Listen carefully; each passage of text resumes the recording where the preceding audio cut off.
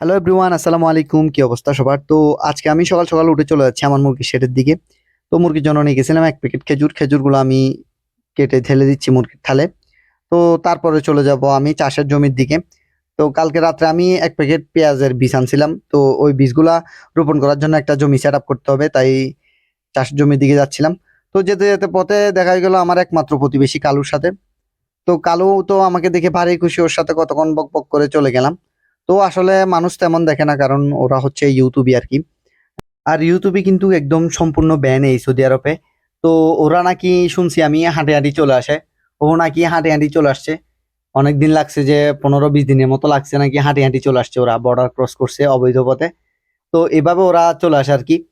তো এমন বেতনে ওরা চাকরি করে, আসলে আমরা এগুলা চিন্তাও করতে পারবো না। ওরা 500-600 রিয়ালে চাকরি করে মাস কাবারি।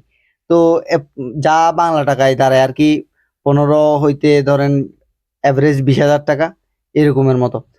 তো যাই হোক, এখানে আমার মোটামুটি কাজ শেষ হয়ে আসছে। তো আমি চেষ্টা করতেছিলাম আর কি মাটিগুলো একটু ভালোভাবে গুঁড়ো গুঁড়ো করে নেওয়ার।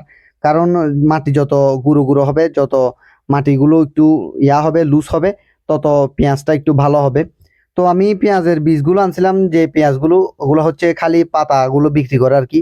তো এটা নিচে পেঁয়াজ আসবে না। তো এরপর আমি চলে যাব আমার ভেন্ডি খেতে। তো আমি এখানে পানি চালাইছিলাম সকাল আর কি। তো গিয়ে দেখতেছিলাম ওইখানে ঠিকভাবে পানি গেছে কিনা আর কতটুকু লাগবে পানি। তো গিয়ে দেখি এই অবস্থা, যে পানির পাইপ পুরা মাঝখানে ছুটে আছে। যার কারণে পানি একটুও খেতে যায় নাই, সবগুলো বাইরে চলে গেছিল। তো এটা আমি এখন মোটামুটি লবার দিয়ে আর কি মেরামত করে দিচ্ছি। তো এটা পরে ভালোভাবে জোড়া দিতে হবে আর কি। আর এখানে কিন্তু প্রতিদিনই পানি দেওয়া লাগে, কারণ আপনারা তো জানেনই এখানে হচ্ছে আসলে মরুভূমি। সবকিছু বালু আর বালু, বালুর ভিতরে এগুলা হচ্ছে যে এগুলাই অনেক। তো যা হচ্ছে মাসাল্লাহ অনেক সুন্দরই উঠছে আমার ইয়াগুলো, ভেন্ডিগুলো। এবার যদি ফলন আসে আর কি, আল্লাহ যদি এবার ফল ভালোভাবে দেয়, বরকত দিলে এটাতেই দিবে। তো